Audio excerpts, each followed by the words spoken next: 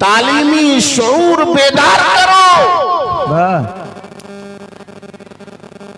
تم کو جو فضیلت ملی ہے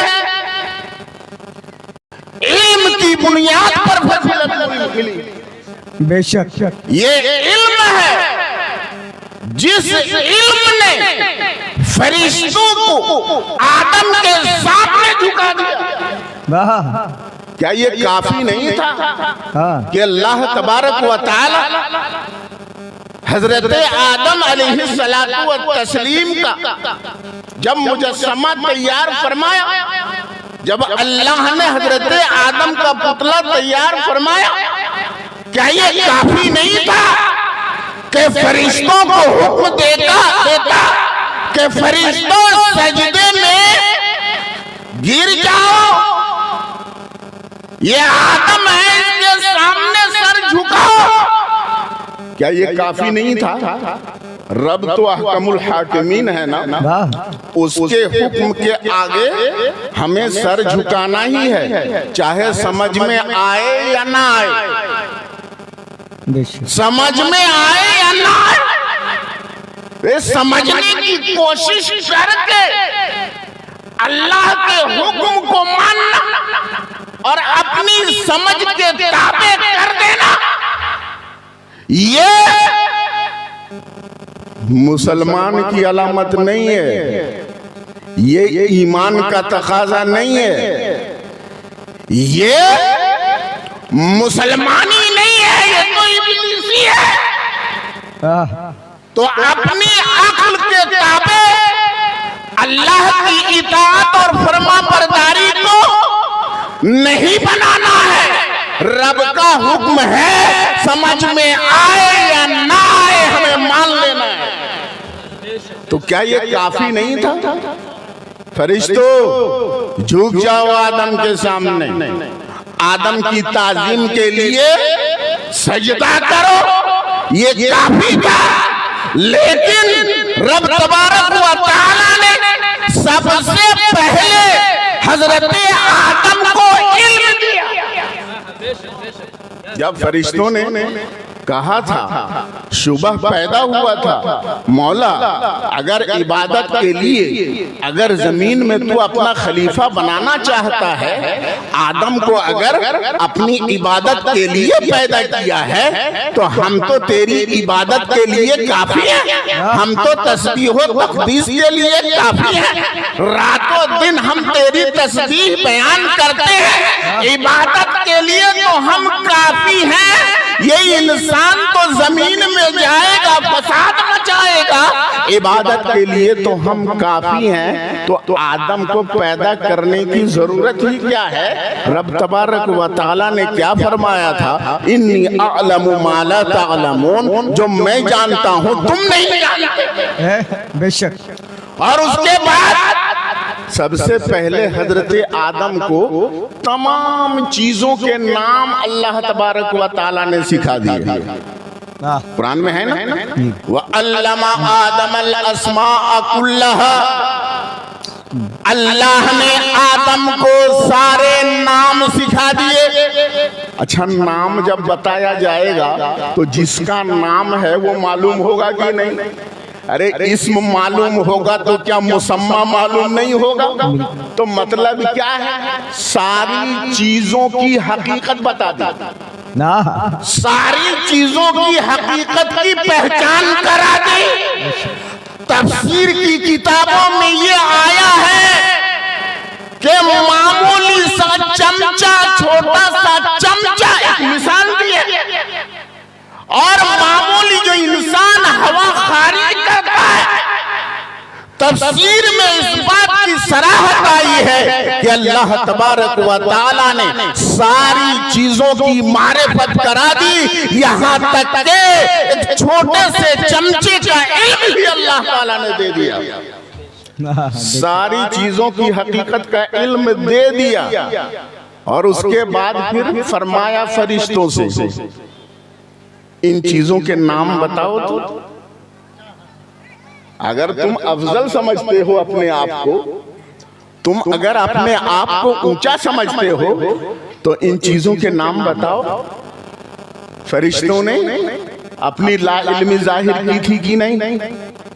تو بتانے کا مقصد یہ ہے حضرت آدم کو سجدہ فرشتوں نے بعد میں کیا، پہلے رب تبارک و تعالی نے حضرت آدم کو علم دے کر کے یہ ثابت کر دیا کہ علم یہ افضلیت کی بنیاد ہے۔ جو علم والا ہوتا ہے، جس کے پاس علم نہیں ہے، اس کے سامنے اسے جھکنا پڑتا ہے۔ بے شک آقا حضرات گرامی، لیکن ہم اور آپ چونکہ ذہنی تفریح کے عادی ہو گئے ہیں، اس لیے جب ہم اس عنوان پہ خطاب سنتے ہیں نا ابلیس کے بارے میں، فَسَجَدُوا إِلَّا إِبْلِيسَ، سب نے سجدہ کیا، ابلیس نے انکار کر دیا، تکبر کیا، اس نے گھمنڈ کیا، اس نے۔ ابلیس کے پاس بھی بہت زیادہ علم تھا، وہ بھی بہت بڑا عالم تھا، تو عالم میں تکبر آ جائے وہ ابلیس ہو جاتا ہے۔ تو علم کی توجہ دیجئے گا، منفی پوائنٹ، اگر علم کی فضیلت بیان کرو تو کچھ علم کے دشمن ایسے مل جاتے ہیں، فوراً کہتے ہیں ارے ابلیس کے پاس بھی بہت زیادہ علم تھا۔ یہ مائنس پوائنٹ ہے جی، یہ منفی سوچ ہے، اور بہت مزہ آتا ہے، یہ سننے میں بڑا مزہ آتا ہے۔ محترم حضرات، ارے ابلیس کے پاس علم تھا لیکن اس کے پاس رحمانی علم نہیں تھا، ارے آدم کے پاس رحمانی علم تھا۔ تو علم جو سبب فضیلت ہے، جو بنیاد فضیلت ہے، وہ علم ہے جو رحمانی علم ہے، جو شیطانی علم ہے وہ نہیں ہے۔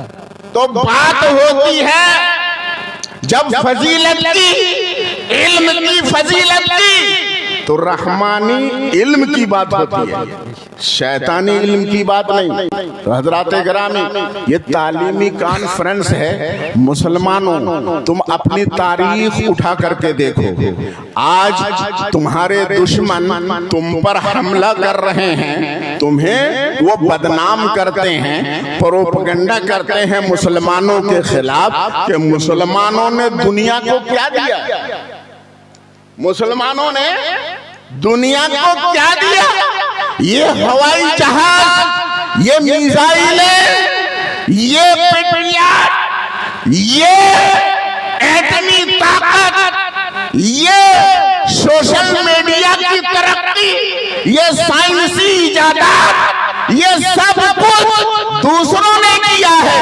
اہل یورپ کی مرہون منت ہے، یہ ساری ترقیات مسلمانوں نے کیا دیا۔ اور ہمارے نوجوان جو پڑھتے ہیں نا اسکولوں میں، کالجوں میں، وہ مرغوب ہو جاتے ہیں کہ ہوائی جہاز بنایا تو غیروں نے بنایا، یہ بجلی کی ایجاد کی تو غیروں نے ایجاد کی، یہ ساری نت نئی ایجادات ہیں، یہ غیروں کی ہیں۔ واقعی ہمارے پرکھوں نے کیا کیا، یہ تمہاری تاریخ سے نادانی کی دلیل ہے، تم جانتے ہی نہیں۔ تم نے اپنی تاریخ پڑھی ہے؟ ذرا سا دیکھو، ارے پہلی صدی سے لے کر کے 7ویں صدی ہجری تک مسلمانوں کے علمی عروج کا زمانہ تھا، عروج کا زمانہ تھا۔ میں مثال کے طور پر پیش کر دیتا ہوں، یہ جابر بن حیان جن کی وفات 198 ہجری میں ہے، جابر بن حیان، ارے تمہارے دشمن نے جابر بن حیان کو جبیر بنا دیا۔ اہل یورپ نے جابر بن حیان کا نام بدل کر کے تاکہ پتہ نہ چل سکے یہ مسلمان تھا، معلوم نہ ہو سکے، اس کو بنا دیا جبیر۔ کیوں؟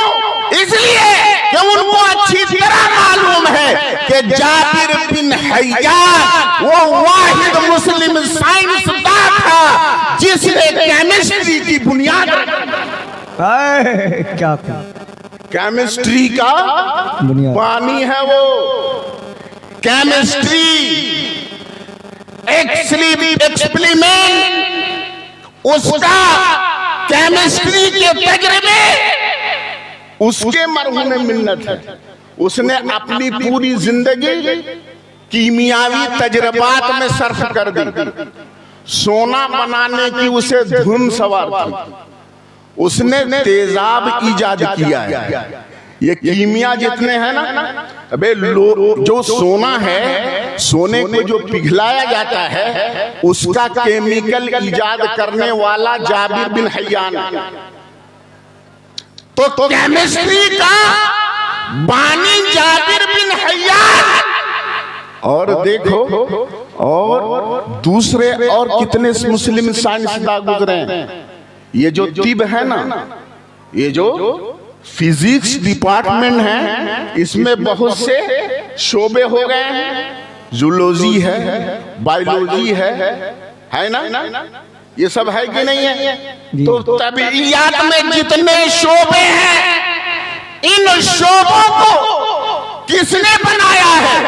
तबीयत की दर्जा बंदी, फिजिक्स की दर्जा बंदी किसने की है?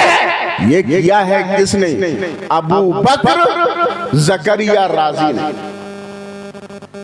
ये फिजिक्स का सबसे बड़ा माहिर था, सबसे पहला आला जो आसमान में उड़ने वाला। आज जो हवाई जहाज है ना, ये मिसाल है, ये नकल है। सबसे पहले मुस्लिम साइंसदान ने आसमान में उड़ने वाला आला पैदा किया है, उसने इजाद किया है। ये उस्तुरलाब किसकी इजाद है? ये मुसलमान साइंसदानों की इजाद है। समझ रहे हो ना? ये जो दवाइयां हैं ना, दवाइयों में एक अमल होता है, अमल तबखीर, कि उसके कसीफ अज्जा को निकाल दिया जाता है और उसमें जो लतीफ जुज होता है उसको कशीद किया जाता है, उसको लिया जाता है। अमल तबखीर का मुजिद कोई और नहीं, मुस्लिम साइंसदान है मेरे दोस्तों और बुजुर्गों। लेकिन हमारे नौजवानों को ये बताया नहीं जाता है और उन्हें अपनी तारीख समझने और पढ़ने की फुर्सत ही नहीं है। वो मरगूबियत के शिकार हो जाते हैं। हजराते गिरामी, तो तुम्हारी तारीख तुम उठा करके देखो, इल्म इजादात के मामले में तुम्हारी तारीख कितनी ज्यादा रोशन है।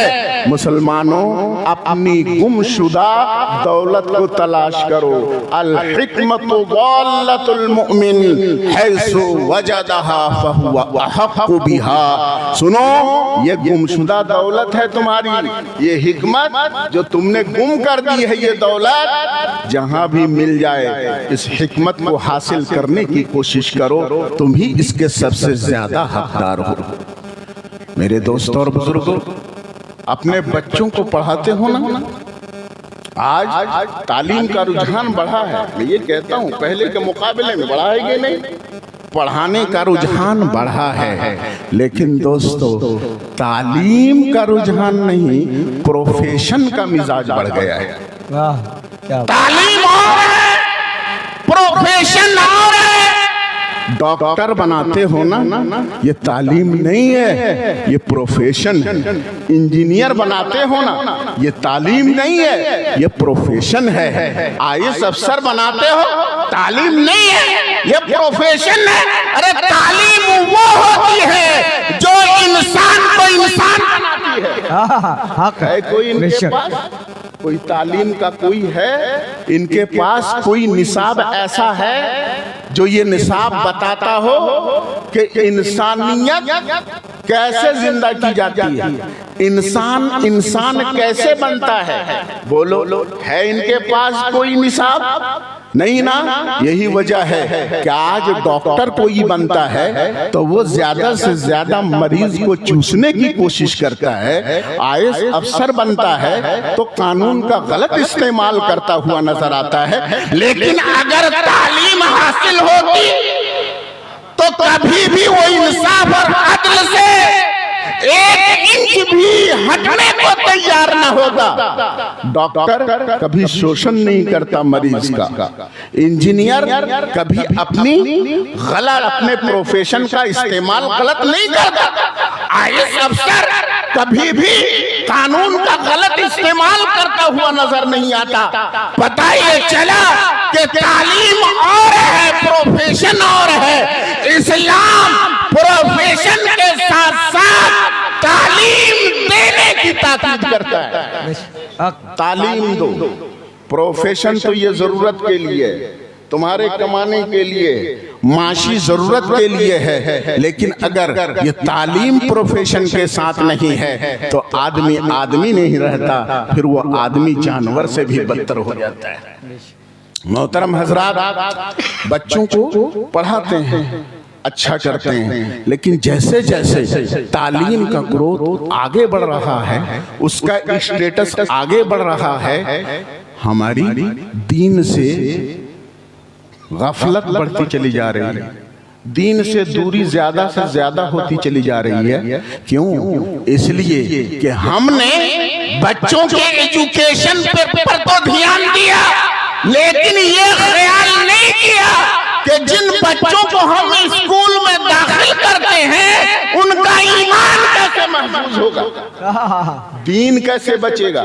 انگلش میڈیم میں اپنے بچوں کو پڑھاتے ہیں فخر کے ساتھ، 3000 4000 5000 مہینہ دیتے ہیں، فیس بھرتے ہیں، لیکن کبھی یہ سوچا، یہ دیکھا، واچ کرنے کی کوشش کی، یہ تحقیق کی کہ جس بچے کو ہم نے انگلش میڈیم میں ڈالا ہے وہ ABCD تو پڑھ رہا ہے، وہ انگریزی تو پڑھ رہا ہے، لیکن کیا اس کے اندر دینی بیداری بھی ہے کہ نہیں ہے؟ وہ اسلام کو کچھ سمجھتا بھی ہے کہ نہیں؟ وہ اسلام سے کہیں دور تو نہیں جا رہا ہے؟ نتیجہ یہ ہو رہا ہے کہ پڑھ لکھنے کے بعد وہی بچہ جب بڑا افسر بنتا ہے، ڈاکٹر بنتا ہے، انجینئر بنتا ہے، تو وہ دین سے کوسوں دور نکل چکا ہوتا ہے۔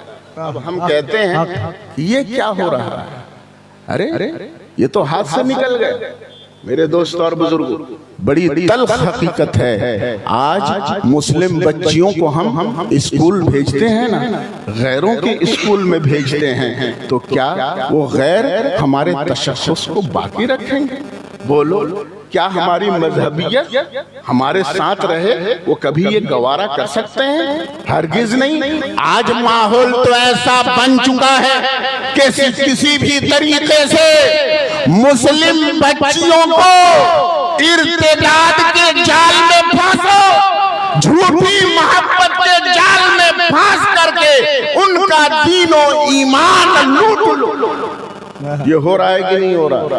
آج مسلم بچیاں مرتد ہو رہی ہیں کہ نہیں ہو رہی ہیں؟ غیروں کے ساتھ جا رہی ہیں کہ نہیں جا رہی ہیں؟ بولو، اس کی وجہ کیا ہے؟ اس کا سبب کیا ہے؟ یہی ہے نا، ارے علم دو، ایجوکیشن دو، لیکن پہلے اسے پکا سچا مسلمان بناؤ۔ اپنی تاریخ اٹھا کر دیکھو، ہم آج کیا کر رہے ہیں؟ اسکولوں میں اپنی بچیوں کو بھیجتے ہیں، لیکن کبھی یہ خیال ہوتا ہے اپنی بچی کو عالمہ بنائیں گے، اپنی بچی کو مفتیہ بنائیں گے، اپنی بچی کو ہم محدثہ بنائیں گے، اپنی بچی کو ہم فقیہہ بنائیں گے؟ کبھی یہ خیال ہوتا ہے؟ میرے دوست اور بزرگوں، ذرا تاریخ اٹھا کر کے دیکھو، ہماری تاریخ کتنی تابناک ہے، کتنی روشن ہے۔ علماء کرام جانتے ہیں کہ 7ویں صدی ہجری تک خواتین